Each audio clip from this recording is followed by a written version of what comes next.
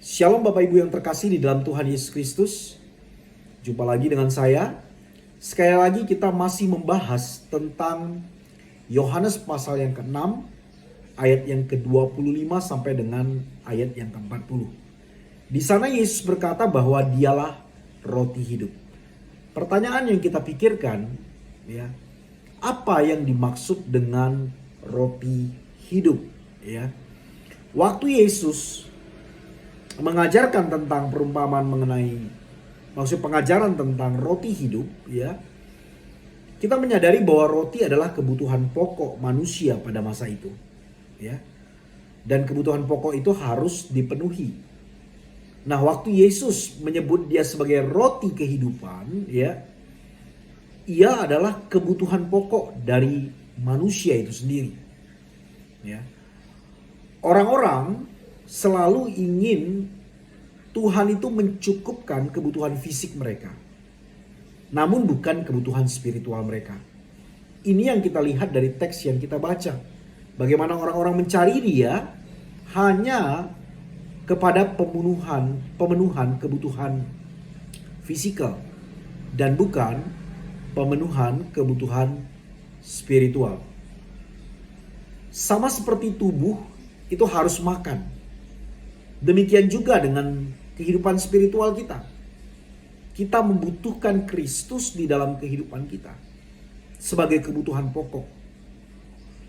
Yang kedua, waktu Yesus berkata bahwa ia adalah roti hidup, ya, itu menunjukkan kepada kita bagaimana pemeliharaan Allah dalam kehidupan umatnya itu begitu nyata.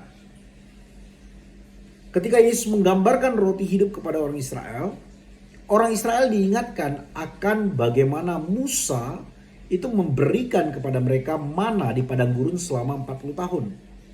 Ya. Dan di dalam keyakinan mereka, terutama ketika mereka menafsirkan kitab Pengkhotbah pasal 1 ayat yang ke-9, ya, mereka memahami bahwa dikatakan seperti juru selamat pertama menyebabkan mana turun, begitu pula juru selamat yang terakhir akan menyebabkan mana turun. Jadi ada keyakinan bahwa Sang Mesias itu akan memberikan mana di dalam kehidupan mereka. Ya, di sini kita bisa melihat bahwa kehadiran Mesias yang dinantikan sebagai wujud daripada pemeliharaan Allah atas umatnya.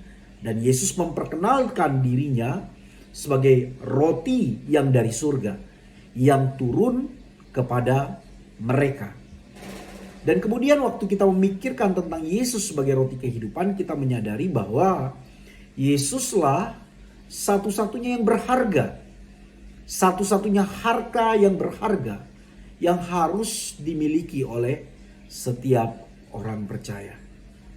Bapak Ibu yang terkasih, waktu kita menyebut diri kita mencintai Allah, sebenarnya apa yang kita cintai dalam kehidupan ini?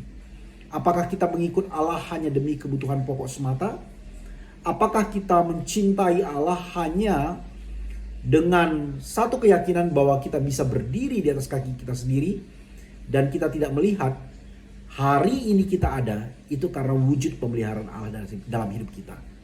Atau ketika kita mengiring Allah, mencintai Allah, sebenarnya kita lebih mencintai harta milik atau berkat yang Tuhan berikan kepada kita daripada Allah itu sendiri sebagai harta milik kita. Mari sama-sama kita renungkan.